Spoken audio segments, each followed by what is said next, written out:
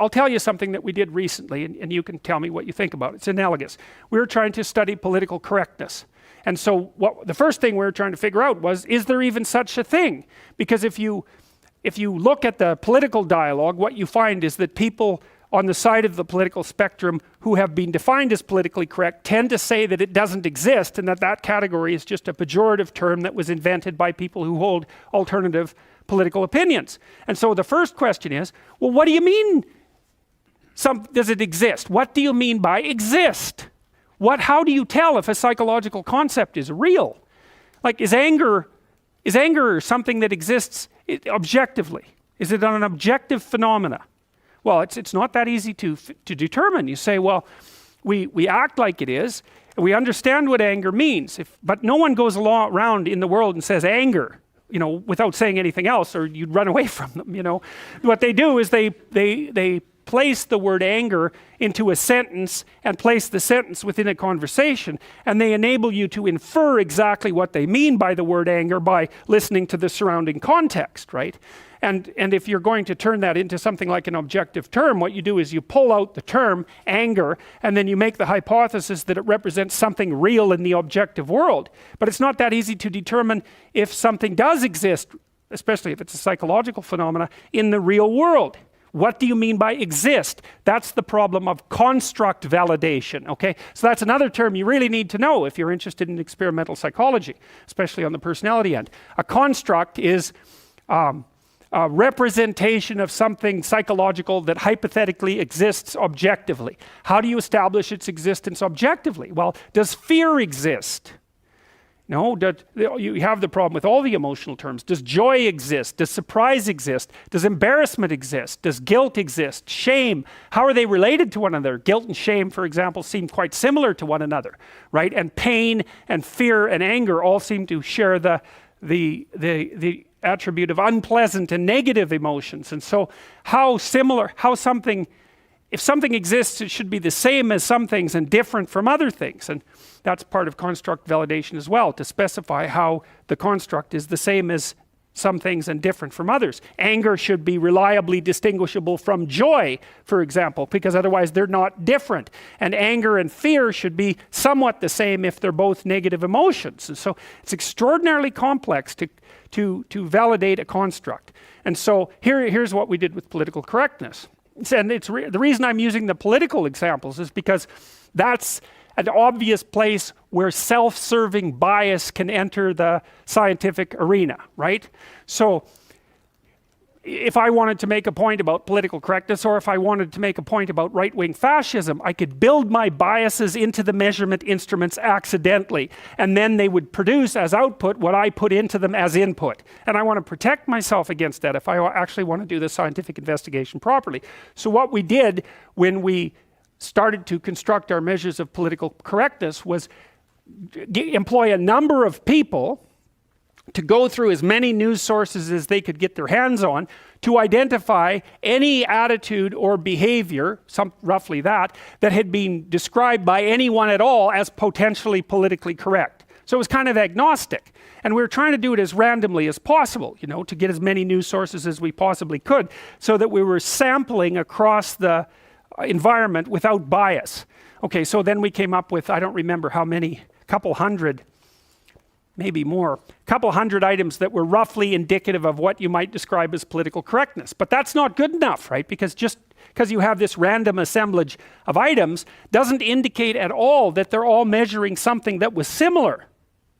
Right? That's just implicit. They're all called political correctness, but you don't know if those attitudes co-vary. And what that means is, if you held one attitude of that list, were you more likely to hold another or multiple others, right? So does the conditional probability of holding multiple items, is there a high probability of holding true multiple items simultaneously? Well, you figure that out with factor analysis. So what we did is we turned that into a questionnaire using different question types, and we administered it to several hundred people, and we did a factor analysis, and we found actually that there was such a thing as political correctness because the questions clumped together. People would reliably answer them in a patterned manner, but that there were actually two dimensions that were quite separate. So there isn't one political correctness, there seems to be two. And then we looked at the personality predictors and the IQ predictors and a variety of other predictors that would enable us to come to some understanding of the temperamental proclivity towards those political attitudes, if any. We knew already that political conservatives tended to be low in trait openness, that's the creativity dimension, and high in trait conscientiousness. Whereas political liberals tended to be high in trait openness and low in conscientiousness. And so one of the things that's extraordinarily interesting to know from a Big Five perspective is that your political proclivities are very powerfully influenced by your temperament.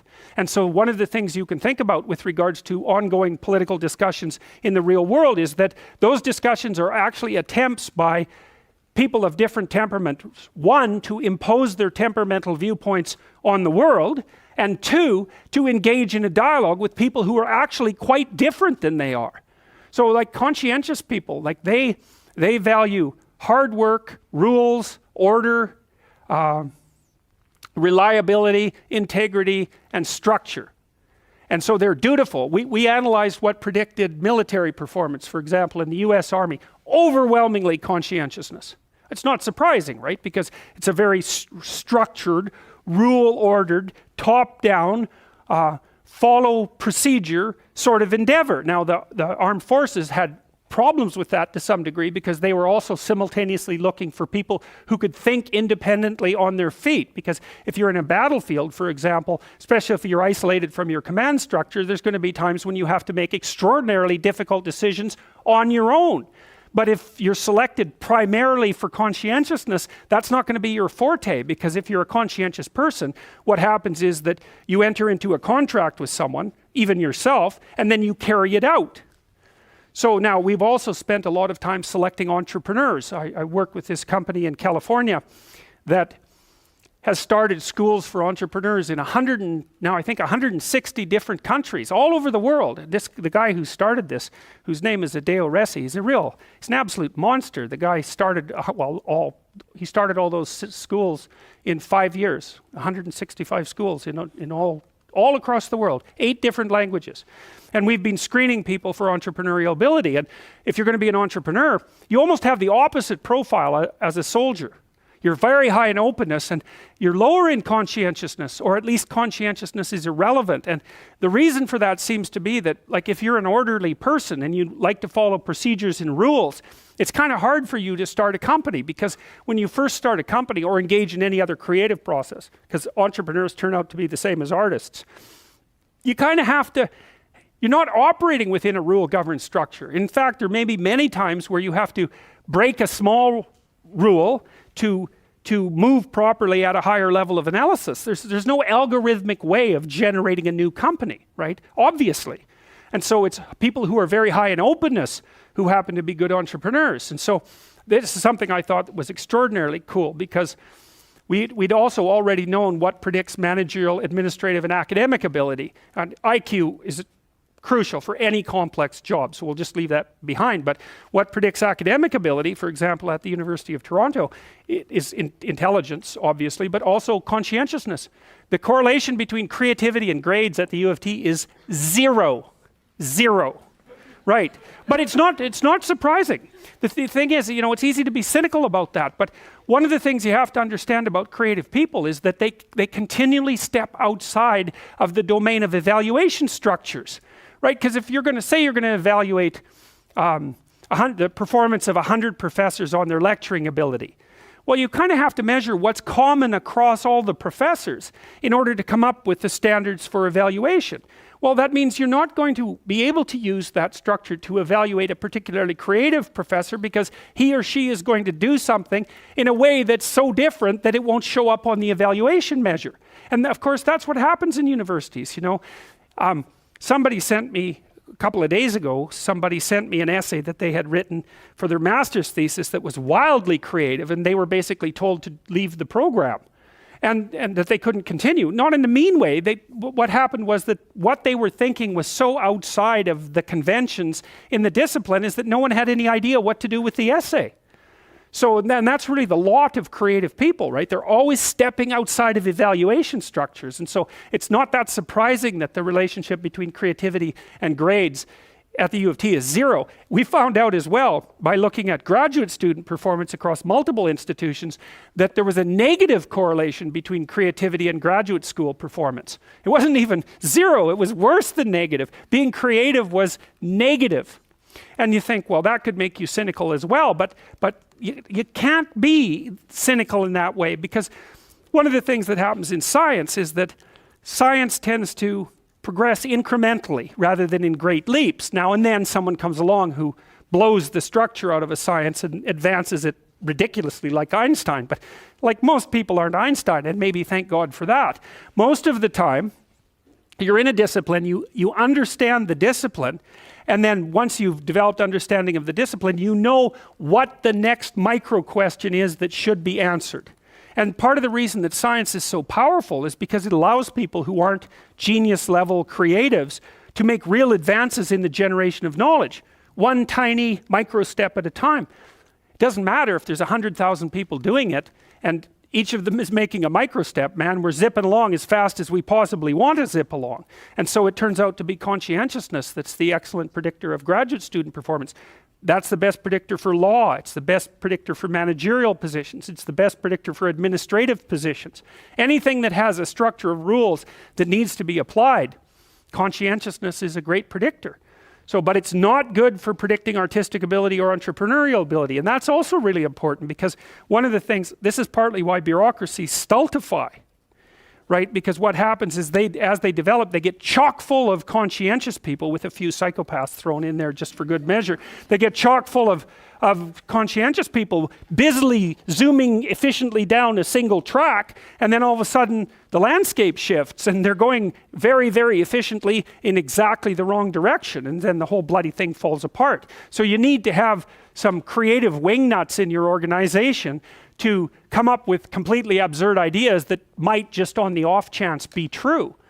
And so creativity is strange in that manner too, because it's a high risk, high return game. You're a lot safer in your life to find a functioning entity and to operate as a cog within it, as long as the entity keeps functioning. Because if you're creative and you go off on tangents all the time, there's some probability that one of those tangents is going to be exactly what is needed at the time, and you're going to become hyper successful as a consequence. But there's much more probability that even though some of your ideas might be highly valuable, the probability that this is the right time and place for them is extraordinarily low. So to produce a successful creative product, for example, in the marketplace, you need a ridiculous combination of creativity so that you keep generating ideas, and then a network around you of people who have skills that you don't, and then the production of a product, let's say, whatever that happens to be, that's actually in demand by the marketplace at exactly that moment, and that someone else hasn't already done better. So the sensible thing to tell anybody who wants to be creative is, that's stupid.